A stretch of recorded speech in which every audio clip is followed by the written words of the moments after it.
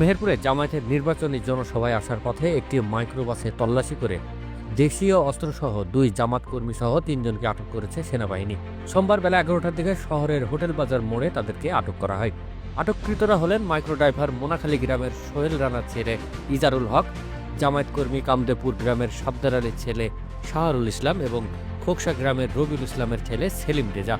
এ সময় ঢাকা মেট্রো 19 41 46 নম্বরের মাইক্রোবাসটি জব্দ করা হয়। জব্দকৃত অস্ত্রের মধ্যে রয়েছে 3টি ফোল্ডেবল স্টিক, একটি ইলেকট্রিক শকার, 4টি ওয়াকিটকি, একটি ম্যাকাইভার, একটি প্লাস, একটি চাইনিজ কুডুল, ক্যামেরা ও চার্জার।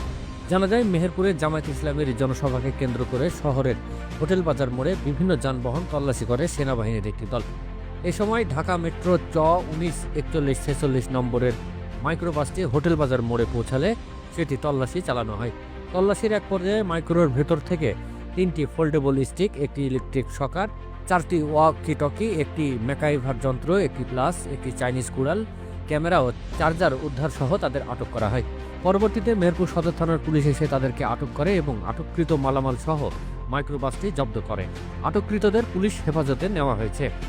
পুলিশের এসআই BM রানা জানান, foldable stick, electric শকার, walkie talkie, MacIver যন্ত্র, প্লাস, চাইনিজ কুড়াল, ক্যামেরা ও চার্জার উদ্ধার সহ তাদের আটক করা হয়। এ বিষয়ে আইনি পদক্ষেপ গ্রহণ করা হবে। আপনার তারপরে ইলেকট্রিক ছকা লাঠি সহ 3 জন ব্যক্তি, সেলিম রেজা, ইজারুল আছে, মোহাম্মদ শাহরুল ইসলাম। এরা মেহেরপুর, একজন বেড়ে আছে মুজিবনগর, আর একটা গাড়ি সহ এগুলো আছে 3 জন।